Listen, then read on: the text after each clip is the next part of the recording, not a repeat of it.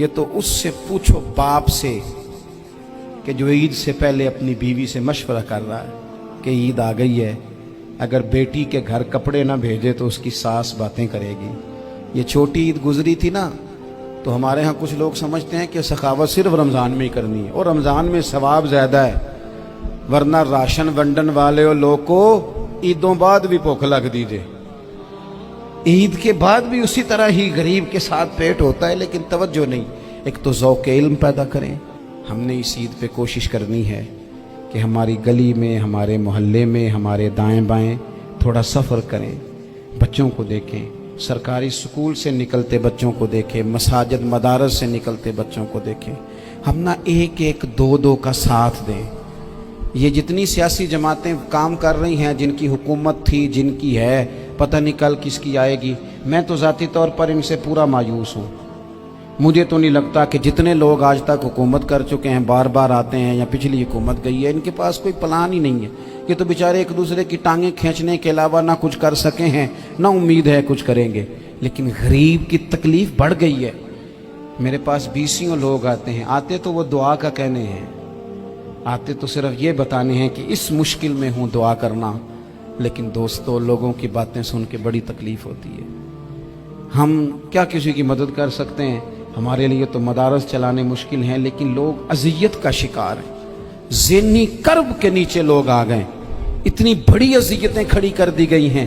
تھوڑا تھوڑا دیکھو، 2 کا کھانا 3 بھی تو کھا ہی سکتے ہیں نا، 3 کا کھانا 4 بھی تو کھا ہی سکتے ہیں نا۔ میرے محبوب نے ہمیں یہ نہیں کہا تھا زیادہ گوشت پکانا، بلکہ رسول پاک نے تو رنگ ہی بڑا سادہ دیا ہے۔ کریم نے فرمایا عائشہ شوربہ ذرا زیادہ کر لو، پڑوسیوں کو بھی سالن دے دیں گے، تھوڑا شوربہ زیادہ کر لو، اسی کو بڑھا لو، تھوڑا شوربہ بڑھا لیں، تھوڑا تھوڑا ایک دوسرے کی مدد کریں، دست شفقت رکھیں۔ گلیوں میں سنسان لوگ، اب تو لوگ ایک دوسرے سے دکھ بھی نہیں کہتے، وہ کہتے ہیں دینا کسی نے ہے کچھ نہیں، اور تماشا الگ سے بن جائے گا۔ دوستو ہم نے خود ایک دوسرے کا ہاتھ بٹانا ہے۔ جو لوگ صاحب ثروت ہیں، دیکھو ایک ہی باپ کی اولاد ہوتی ہے، ایک کو اللہ بڑا نواز دیتا ہے، 2-3 کمزور رہ جاتے ہیں، اس کو چاہیے وہ دوسروں پہ دست شفقت رکھے۔ ایک گلی میں سارے لوگ ایک ہی قبیلے کے، ایک ہی علاقے کے، ایک آگے نکل گیا ہے، اسے چاہیے وہ دوسروں کا خیال کرے۔ عزیز بھائیوں، ہم نے اس کمر توڑ مہنگائی کے دور میں، تقریر تو میں کر رہا ہوں، یہ کسی اور نے کیسے شروع کر دی؟ جمعوں میں، محفلوں میں کانوں کے ذائقے کے لیے نہ آئیں، اس لیے آئیں کہ میرے علم میں، میرے عمل میں یہ کوئی اضافے کی بات بنے گی، میں کوئی نصیحت حاصل کروں گا تو میرے دل کا زنگ اترے گا۔ ہمارے ہاں یہاں لوگ مزے کے لیے آتے ہیں، اور آج کل لوگ فوٹو کے لیے آتے ہیں۔ ان 2 کاموں سے نکل کر خالص اصلاح کی نیت سے علم کا شوق، ہمارے ہاں تیزی سے ایک حرکت کی گئی، علماء کا وقار خراب کیا گیا اور لوگوں کو دینی علوم سے دور کیا گیا، اور اس میں بعض بیچارے واعظین اور خطباء نے بھی کردار ادا کیا، جب جعلی پیر کی تعریفیں کھول کے کی، اور اسے پتہ نہیں کہاں تک۔ یہ اسٹیج ہوتے ہیں نا، ان میں کوئی بندہ اچھا لگے بھی تو اس کے لیے دعا کرنی چاہیے، تعریفیں نہیں کرنی چاہیے۔ تعریفیں اس کا کوئی فائدہ نہیں ہے، اس بندے کو تو دعا کا فائدہ ہے، اگر آپ کو اچھا لگ رہا ہے تو اسے دعا دیں، اس سے زیادہ کچھ نہیں کریں۔ اور ہمارے ہاں جناب وہ نقیب محفل بیچارے کی شامت آ جاتی ہے اگر تعریفیں تھوڑی کرے تو، کہتے ہیں انہوں تو نام ہی نہیں لینا ہوں، اور بھائی اس کے نام لینے سے آپ کا قد اونچا ہوتا ہے۔ تو علم اور عالم، ان دونوں چیزوں سے قوم کو دور کیا گیا۔ دینی تعلیمات کا فقدان ہے۔ جو میٹرک تک لوگ 60-70 کتابیں پڑھ جاتے ہیں، انہیں بھی قرآن پاک ٹھیک سے نہیں پڑھنا آتا، دور کیا گیا۔ آپ مجھے بتائیے، چلیں ایک مسجد ہی آپ دیکھ لیں، اس مسجد کے اندر اگر ایک طرف ایک عالم دین مشکات شریف کھول کے بیٹھے ہوں، حدیث پاک کا درس ہو رہا ہے، یا بحر شریعت کھول کے بیٹھے ہیں، فقہی مسائل بیان کیے، اور اسی مسجد میں ایک بابا جی جبہ پہن کے تگڑا سا بڑی سی پگڑی باندھ کے اور 500 دانے والی تسبیح لے کے بیٹھے ہیں، اب ایک بندہ اندر آتا ہے تو وہ کدھر جائے گا؟ عالم کی طرف کہ بابا جی کی طرف؟ وہ کیوں جا رہا ہے بھلا بابا جی کی طرف؟ وہ اس لیے کہ ہم نے اسے یہ بتایا ہی نہیں کہ جس طرح سبحان اللہ سبحان اللہ سبحان اللہ پڑھنا عبادت ہے نا، इसी तरह दाराबा पढ़ना भी इबादत है। उसे हमने बताया नहीं कि जब तक इल्म के रास्ते में रहना भी इबादत है, जब तक उसे ये समझ नहीं ना आएगी कि जिस तरह वज़ाइफ की किताब पढ़ना इबादत है, इसी तरह मिशकात शरीफ पढ़ना भी इबादत है। हदीस बुखारी का दर्स लेना भी इबादत है। मुस्लिम शरीफ की अहादीस पर अपने असातिज़ा से बैठकर दुरूस पाना भी इबादत। जब तक ये पूरा मिजाज देखे ना, नबी पाक सल्लल्लाहु अलैहि वसल्लम ने फरमाया रात की एक घड़ी भर दीन सीख लेना सारी रात नफल पढ़ने से बेहतर है। अब हमें समझना चाहिए कि किताब पढ़ के भी बंदा रब रसूल तक पहुंच सकता है। किताब व सुन्नत रास्ता आसान करते हैं, लेकिन हमारे यहाँ क्या मिजाज दिया गया है, बाबा जी के पास चलो, जरूर जाएं बाबा जी अगर नेक हैं तो मना कोई नहीं कर रहा, लेकिन जो सोच हमें हुजूर ने दी है हमने उसी की सोच के मुताबिक अपने मामलात को तरतीब देना है ना। अब एक बात मैंने आपसे पूछी और आपने कहा कौम सारी बाबा जी की तरफ जाएगी।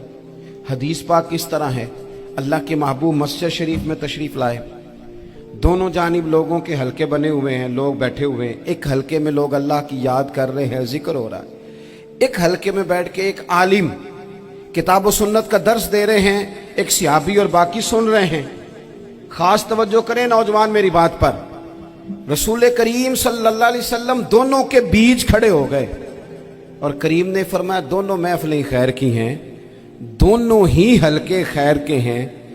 और फिर हुजूर फरमाने लगे मुझे चूंकि रब ने उस्ताद बना के भेजा है, मैं चूंकि मुअल्लिम बन के आया हूं, यतलु अलैकुम आयातिना व युज़क्कीकुम, मैं चूंकि किताब व सुन्नत की तालीम के लिए आया हूं। ये लफ्ज कहते कहते हुजूर उस जमात में बैठ गए जो दीन पढ़ और पढ़ा रही थी। हुजूर वहां बैठे जहां बात दीन की हो रही, जहां लोगों को अल्लाह रसूल की बात बताई जा रही। तो जुमे में वक्त पे आए, अपनी दीनी मालूमात मजबूत करें और अपने लिए मजबूत करें। मैं आपको बड़े दर्द से ये बात अर्ज करता हूं, अगर दिन में 100 लोग मसला पूछते हैं ना शरीयत का, तो उनमें 95 लोग वो होते हैं जो तलाक का मसला पूछते हैं। वालिद साहब ने, बेटी के वालिद साहब ने 2 महीने पहले ऑर्डर दिया होता है फर्नीचर का। बेटे की शादी हो तो महीना पहले शेरवानी वाले को भी कहना पड़ता है, गाड़ियां बुक करानी पड़ती हैं, मैरिज हॉल बुक, ये सारे लवाजमात हम करते हैं। सारा कुछ किया, गाड़ी से घर बसना है, मैरिज हॉल से बसना है, फर्नीचर से बसना है, हमने सारा कुछ उनको बताया। लेकिन काश 2 घंटे बच्ची किसी मुअल्लिमा के पास जाती, बच्चा किसी उस्ताद के पास जाता, निकाह तलाक के मसले भी सीखते।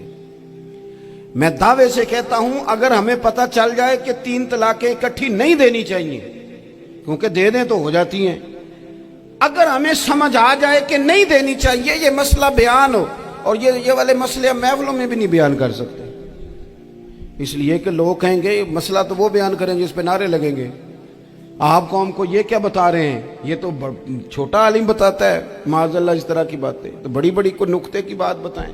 और इस तरह हमारे यहाँ वो 1 घंटा पहले नहीं कहते तगड़े हो जो मैं जुमला देने लगा, वो पता नहीं जुमला आ रहा है कि एटम बम आ रहा है। बच्चों को देखें, बहुत सारे माँ बाप के पास गुंजाइश नहीं होती, लेकिन इस नीयत से कि बच्चों के दिल टूट जाएंगे, ईद पे कैसे गुजारा करेंगे, मुश्किल से भी कपड़े खरीद के देते। इस तरह हम अपने बच्चों को भूख से, प्यास से, मायूसी से बचाते हैं। इस तरह हमारे रब ने हमारे ज़िम्मे लगाया है कि तुम अपने बच्चों को कोशिश करो दोज़ख की आग से बचाने।